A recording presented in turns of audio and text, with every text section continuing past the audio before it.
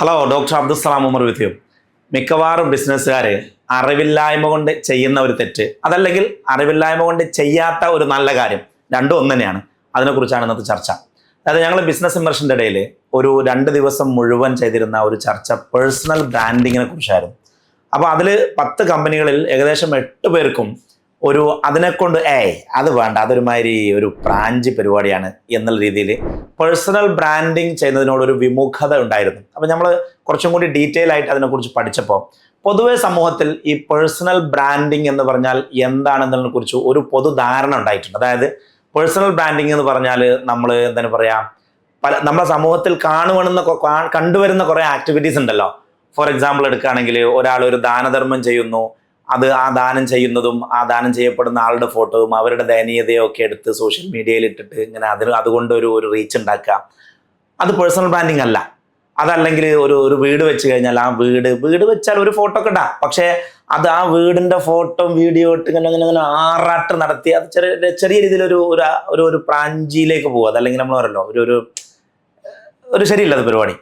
അതല്ലെങ്കിൽ പിന്നെ ഇപ്പോൾ ഒരു ഉദാഹരണം, നമ്മൾ ഡൊണേഷൻ കൊടുക്കുകയാണ്, അപ്പം വീടിൻ്റെ മുന്നിൽ എല്ലാവരും വെയിലത്ത് ലൈൻ നിർത്തിയിട്ട് അതിൻ്റെ വീഡിയോ ഒക്കെ എടുത്ത് ഇങ്ങനെ പൈസ ഇങ്ങനെ കൊടുക്കണത്, അല്ലെങ്കിൽ ഒരു സഭയിൽ പോയിട്ട് ഞാൻ ഇത്ര രൂപ കൊടുത്തു എന്ന് പറയുന്നത്, അതൊന്നും ബേസിക്കലി പേഴ്സണൽ ബ്രാൻഡിങ് അല്ല. അതല്ലെങ്കിൽ ഫോർ എക്സാമ്പിൾ പേഴ്സണൽ ബ്രാൻഡിങ്ങിൽ നോക്കുകയാണെങ്കിൽ നമുക്ക് കാണാം, നാളൊരിക്കൽ ഒരു വലിയൊരു ഗ്രൂപ്പിൻ്റെ ഒരു ബിസിനസ്മാനെ ഞാൻ കണ്ടു. അദ്ദേഹം ഒരു സിനിമാ നടൻ്റെ കൂടെ ഇരുന്നിട്ട് ഇൻ്റർവ്യൂ ചെയ്യുകയാണ്. പക്ഷെ ആ സിനിമാ നടനാണെങ്കിൽ ആകെ എന്തൊക്കെയോ അണ്ടർ ഇൻഫ്ലുവൻസ് ഓഫ് എന്തൊക്കെയോ ആണ്, അയാളുടെ വായിൽ നിന്നൊക്കെ എന്തെന്ന് പറയുന്ന ഒരേയും ഭക്ഷണമൊക്കെ ചാടുന്നുണ്ട്. അയാൾ ഒട്ടും ഒരു ലക്കിലും ലഗാലിനും അല്ല ഉള്ളത്. അപ്പം അങ്ങനെയുള്ള ഒരാളുടെ കൂടെ ഇരുന്ന് വളരെ റെപ്യൂട്ടഡ് ആയിട്ടുള്ള ഒരു ഗ്രൂപ്പിന്റെ ഡയറക്ടർ ഇരുന്നിട്ട് ഇന്റർവ്യൂ ചെയ്യുമ്പം നമുക്ക് എന്താ വെച്ചാൽ നമ്മൾ പറയാറുണ്ടല്ലോ, tell me who your friends are, I will tell you who you are എന്ന്. അപ്പം നമ്മൾ ആരുടെ കൂടെ സമയം ചെലവഴിക്കുന്നു, ആരുടെ ഇന്റർവ്യൂ ചെയ്യുന്നു, ആരുടെ കൂടെ നിന്നുകൊണ്ട് ഫോട്ടോ എടുക്കുന്നു, ഇതൊക്കെ വളരെ ഇമ്പോർട്ടൻ്റ് ആണ്.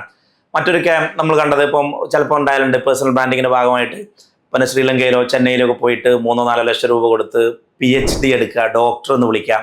അത് ആക്ച്വലി ഒരു ഇല്ലാത്ത യൂണിവേഴ്സിറ്റി പോലും ആയിരിക്കും. അങ്ങനത്തെ നമ്മൾ PhD ചെയ്യുന്നത് വളരെ നല്ല കാര്യമാണ്. നല്ലൊരു യൂണിവേഴ്സിറ്റി പോയിട്ട് നല്ല രീതിയിൽ PhD എടുക്കാം. പക്ഷേ ഒരു ഇല്ലാത്ത യൂണിവേഴ്സിറ്റി ഇല്ലാത്ത ഡിഗ്രി പൈസ കൊടുത്ത് വാങ്ങിയിട്ട് ഡോക്ടർ എന്ന് ആഡ് ചെയ്യുക, അതൊരു പേഴ്സണൽ ബ്രാൻഡിങ്ങിന്റെ ഭാഗമല്ല. ആളുകൾ നമ്മളെ ഒരു പരിഹാസ്യ രൂപേനാണ് പിന്നീട് കാണുക. മറ്റൊരു എക്സാമ്പിൾ, ഇപ്പോൾ എനിക്കറിയുന്ന ഒരാളുണ്ട്, മൂപ്പര് ഈ പ്രോഗ്രാമുകൾക്കൊക്കെ ഉദ്ഘാടനത്തിനും പ്രഭാഷണത്തിനൊക്കെ പോകും.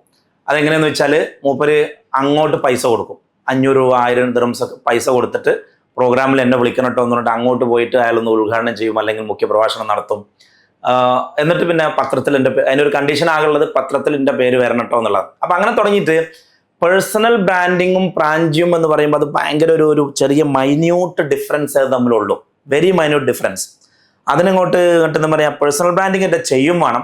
ഒരു ബിസിനസ്സിനെ വളർത്തണമെങ്കിൽ, ഒരു ബിസിനസ്സിനെ ഒരു പ്രോപ്പർ ഫണ്ടിങ്ങിലേക്ക് പോകണമെങ്കിൽ, അതിന് കസ്റ്റമർ ബേസ് ഡെവലപ്പ് ചെയ്യണമെങ്കിൽ, അതിനൊരു പ്രൈവറ്റ് ഇക്വിറ്റി ഫണ്ടിങ്ങോ VC ഫണ്ടിങ്ങോ കിട്ടണമെങ്കിൽ, അതിനൊരു IPOയിൽ ക്രെഡിബിലിറ്റി കിട്ടണമെങ്കിൽ ബേസിക്കലി അതിൻ്റെ MDയുടെ അല്ലെങ്കിൽ അതിൻ്റെ ഓണറുടെ പേഴ്സണൽ ബ്രാൻഡിങ്ങും ക്രെഡിബിലിറ്റിയും സമൂഹത്തിൽ ബിൽഡ് ചെയ്യുക എന്നുള്ളത് വളരെ ഇമ്പോർട്ടൻ്റ് ആണ്. വളരെ important means A very precious act.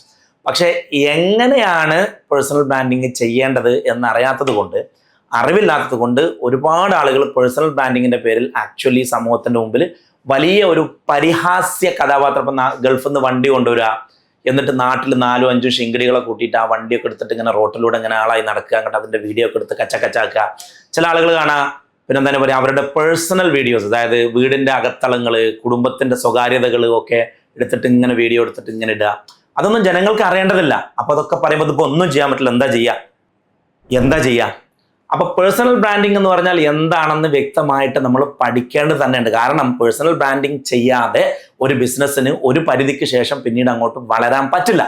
അപ്പൊ എന്താണ് പേഴ്സണൽ ബ്രാൻഡിങ്? ബേസിക്കലി ഒരു വ്യക്തിയുടെ സ്വഭാവ രൂപീകരണം അല്ലെങ്കിൽ ഐഡന്റിറ്റി, അയാളുടെ തിരിച്ചറിവാണ് ബേസിക്കലി. അയാൾ ആരാണെന്നുള്ള ഒരു നിശ്ചയമാണ് ബേസിക്കലി പേഴ്സണൽ ബ്രാൻഡിങ്.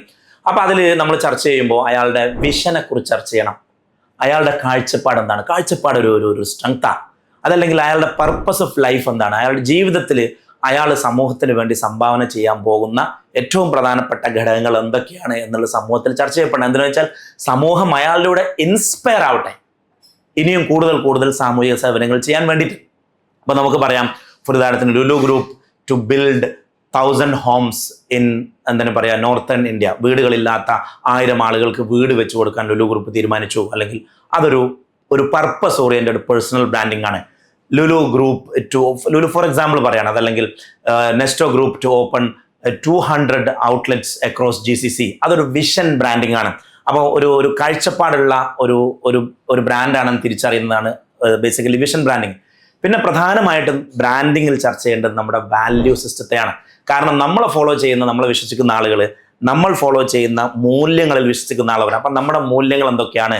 ഇപ്പോൾ ഒരു ഫാമിലിയിൽ വിശ്വസിക്കുന്ന ആളാണെങ്കിൽ അയാൾ ഫാമിലിയെക്കുറിച്ച് സംസാരിക്കണം. അതല്ല, ഒരാൾ ആരോഗ്യത്തിൽ വിശ്വസിക്കുന്ന ആളാണെങ്കിൽ അയാൾ ആരോഗ്യത്തെക്കുറിച്ച് സംസാരിക്കണം. ഒരാൾ പിന്നെ എന്താണ് പറയുക, സത്യസന്ധമായ പണത്തെക്കുറിച്ച് സംസാരിക്കുന്ന ആൾ, പലിശയില്ലാത്ത പണത്തെക്കുറിച്ച് സംസാരിക്കുന്ന ആളാണെങ്കിൽ അതിനെക്കുറിച്ച് സംസാരിക്കുക. അങ്ങനെ തുടങ്ങി ഓരോ മനുഷ്യനും വിശ്വസിക്കുന്ന മൂല്യങ്ങളെക്കുറിച്ച് വിശദമായിട്ട് സംസാരിക്കുകയും ജനങ്ങളിലേക്ക് എത്തിക്കുകയും ചെയ്യുന്ന ഒരു പ്രോസസ്സാണ് പിന്നെ വാല്യൂ ബ്രാൻഡിങ് എന്ന് പറയുന്നത്. മറ്റൊരു എക്സാമ്പിൾ നോക്കുകയാണെങ്കിൽ ഇപ്പം പാഷൻ ബ്രാൻഡിങ് ചെയ്യാറുണ്ട്. ഇപ്പോൾ ഒരാൾ ഫുട്ബോൾ പ്രേമിയാണെങ്കിൽ അയാളുടെ നാട്ടിൽ നല്ലൊരു ഫുട്ബോൾ അക്കാഡമി ഉണ്ടാക്കുന്നു, അതിന് ബ്രാൻഡ് ചെയ്യണം. അല്ലെങ്കിൽ അയാൾ ഒരു ഫുട്ബോൾ ക്ലബിനെ സ്പോൺസർ ചെയ്യുന്നു, അത് ബ്രാൻഡ് ചെയ്യണം. ചില ആളുകളുടെ എഡ്യൂക്കേഷൻ നമ്മൾ ബ്രാൻഡ് ചെയ്യാറുണ്ട്, അല്ലെങ്കിൽ സ്കില്ല്, എക്സ്പെർട്ടീസിനെ അല്ലെങ്കിൽ ബ്രാൻഡ് ചെയ്യാറുണ്ട്. ഫോർ എക്സാമ്പിൾ അബ്ദുൽ കലാം സാഹിബിനെ നമ്മളെപ്പോഴും പറയാറ് തന്നെ എന്താണ് പറയുക, ദ മിസൈൽ മാൻ എന്നുള്ളത്. അതായത് അദ്ദേഹത്തിൻ്റെ ഒരു എക്സ്പെർട്ടീസാണ്. അദ്ദേഹം എന്താണ് പറയുക, പഠിച്ചു വളർന്നു. ഡോക്ടർ APJ അബ്ദുൽ കലാം, അദ്ദേഹത്തിൻ്റെ ഫീൽഡിൽ PhD എടുത്ത് എന്നിട്ട് മിസൈൽ മാൻ എന്നുള്ള ഒരു സ്കിൽ ബ്രാൻഡിങ് അല്ലെങ്കിൽ എക്സ്പെർട്ടീസ് ബ്രാൻഡിങ്, അങ്ങനെ തുടങ്ങി നമ്മുടെ സ്കില്ല്, എക്സ്പെർട്ടീസ്, പാഷന്, പർപ്പസ്, വിഷന്, മിഷന്, നമ്മുടെ വാല്യൂ സിസ്റ്റം ഒക്കെ അടങ്ങുന്ന നമ്മുടെ ഒരു ക്യാരക്ടർ രൂപീകരണമാണ് ബേസിക്കലി പേഴ്സണൽ ബ്രാൻഡ് എന്ന് പറയുന്ന നമ്മുടെ അസ്തിത്വവും വ്യക്തിത്വവും.